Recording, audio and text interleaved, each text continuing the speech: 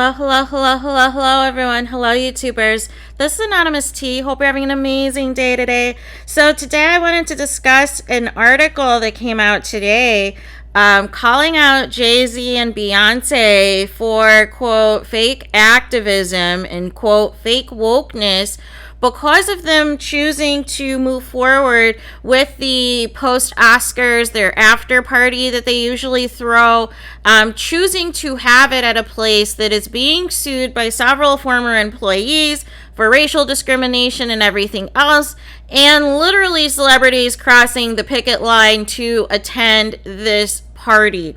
So it says the following, and this is coming from The Guardian. It says, Jayz and Beyoncé crossing a picket line to party shows how shallow celebrity activism really is. The couple's Oscars after party saw celebrities bypass Chateau Marmont workers who have complained about abhorrent conditions. Much of the energy that erupted after the murder of George Floyd seems to have been hijacked by a brand of anti-racism, over-concern with microaggressions, with representation in film and media, and with interpersonal relationships. It's a framework that largely ignores economic inequality or the potential for strategic, organized struggle. Instead, the emphasis is placed on the instance that if we just make white people nicer and encourage them to do better through a combination of demanding, begging, all the while possible documenting a catalog of personal privileges between individuals based purely on whether they are white, black, or brown, that we are, quote, doing the work. A historic and devoid class analysis, this brand of activism doesn't have the tools to address the shit show, excuse my language, that recently took place at Jay-Z's annual Oscars Gold Party at the Chateau Marmont Hotel. Workers, many of them working class black and brown Americans at the ultra-exclusive Marmont, have been protesting over the abhorrent working conditions. The Hollywood Reporter has spoken with at least 30 workers who reported long-simmering workplace issues, including allegations of systematic racial discrimination and sexual misconduct. In a statement, the hotel's lawyers responded that workplace issues are regularly raised and that any business are swiftly investigated and addressed, and said employees have access to a whistleblower line to report any problems. The hotel's owner, Andre Balzaz, laid off most of his employees during the early stages of the pandemic without providing severance packages or extended health insurance. The Unite Here Local 11 union has been loudly boycotting the hotel since 2021, accusing it of, quote, disrespect, mistreatment, and a racially stratified workplace. Upon hearing on the forthcoming Oscars party, Unite Here made public appeals to Jay-Z to acknowledge the boycott. Despite the mass protesters outside the venue and despite the picket line bristling with play cards, the extravagant party went ahead. Meanwhile, the newly dreadlocked do pause to consider the hairstyle's counter-cultural connotations. Billionaire, alongside his diamond-bedecked wife, the Queen Beyoncé, has been increasingly speaking language of activism.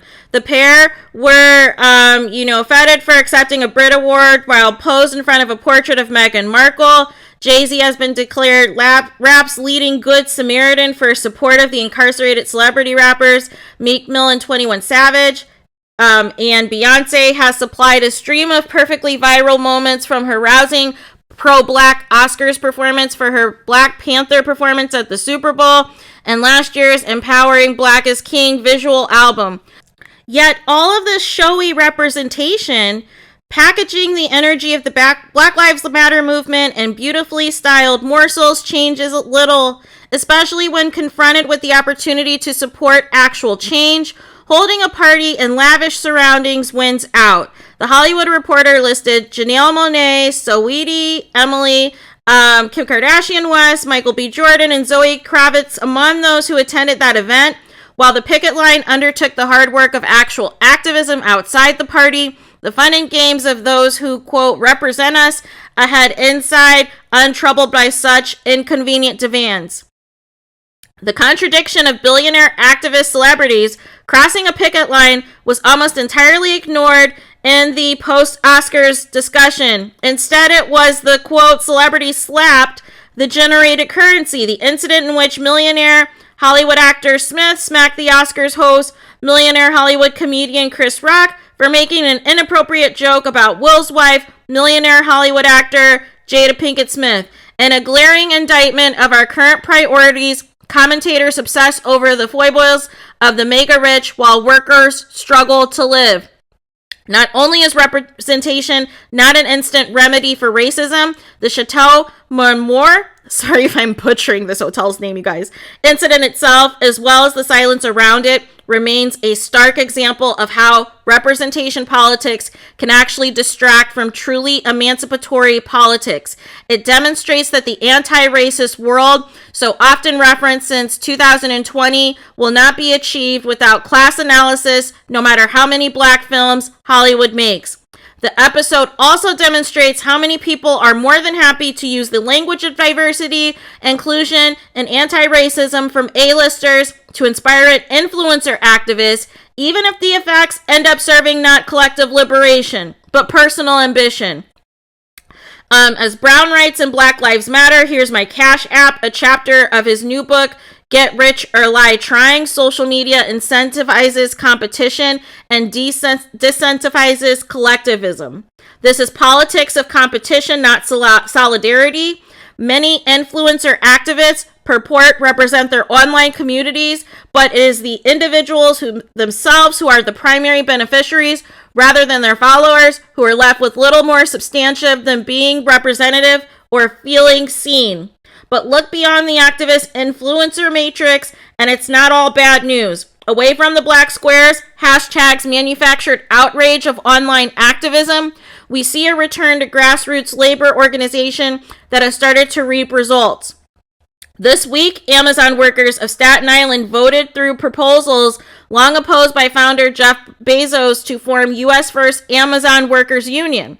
With former Amazon employee Chris Smalls at the helm, they have against the odds managed to tap into a tradition of collective action to fight back against short breaks and high injury rates, something that will greatly benefit the largely minority ethnic workplace. I wrote What White People Can Do Next, which is in many ways a critique of the limitations of liberal mainstream anti-racism disguised as a self-help book for white people, partly because I wanted to reconnect our current moment with the work of an earlier generation of activists who were not competing for likes, shares, and visibility. Rather, they were part of a black radical tradition described by the scholar Cedric Robinson as emerging from a split in the black community. On one side, there were those with a liberal, Borges consciousness packed with capitalist ambitions and individualist intuitions. Their objective was essentially to gain access to the roles and rewards monopolized by white people. On the other side, there was a radical consciousness that sought to realize a higher moral standard than the ones embraced by whites and their black imitators. Where is our solidarity with the workers at Chateau Marmont? Why can't a fraction of the attention that we reserve for celebrities can be spared for the protesters? What if I am certain is of that, in the words of Cedric Johnson, any movement that does not address economic inequality serves as primary theater, not strategy. Robin Kelly, a professor of American history, has described the rise of black political class that serves as junior partners in forms of authoritarian governance. A school of anti-racism that holds up the visibility of these figures as evidence that things are, quote, getting better is part of the problem, not the solution. Emma Dabry is an academic, broadcaster, and author of What People Can Do Next and Don't Touch My Hair. So, very powerful op-ed that this read was by Emma. I commend her, and I'm glad she waited to put this out today versus putting this out, immediately after the Oscars, because people were obsessed all week about, this Will Smith slap, that I was very surprised that people were not, because I remember TMZ, I did the video of TMZ calling out, this Jayz Gold Party and all the celebrities that were attending in front of literally the workers' picket lines, like literally crossing the picket lines to attend this celebrity event, and how disrespectful it was, and how our, two of the most successful Black entertainers are throwing this party at this event where there's racism, harassment, and all these lawsuits taking place, and you're supposed to be presenting activism to your fans. Like, make it make sense, and she's right. It seems as though these celebrities, they like to hop on these bandwagons. They saw the attention initially, and this started really from the Trayvon Martin murder, but then more people tried to hop on and get back on the wave after the George Floyd murder. But as we can see, for some celebrities, it's performative, or they'll do certain things to make you seem as though that they're down for the cause, or that they're down for Black Lives Matter, but then turn right around and still make it a point to party with racist billionaires, or make it a point to have a party at a hotel that is being sued by several employees for racism, terrible working environments, discrimination, sexual harassment, and all of these things. None of that matters to them. And what's so crazy to me is an article came out weeks before this Oscars, even discussing the fact that Jay-Z was having this party here. And I think many fans thought Jay-Z and Beyoncé would move the venue, that they would switch to a different venue because of the backlash, because of people calling this out. And they still went forward and continued to have their Oscars after party at this location. And had the Will Smith slap not happened, I think this would have been called out way more. But I'm glad, like I said, she waited a week later to release this op-ed, because it still needs to be addressed. We cannot ignore that some of our celebrities, some of our own Black celebrities, might be doing more harm than good. Might be presenting an image of Black Lives Matter, might appearing to be on the bandwagon of certain things, but when it's all said and done, still choose their allegiances to racist white billionaires. And that's not okay. You can't be a hypocrite like that.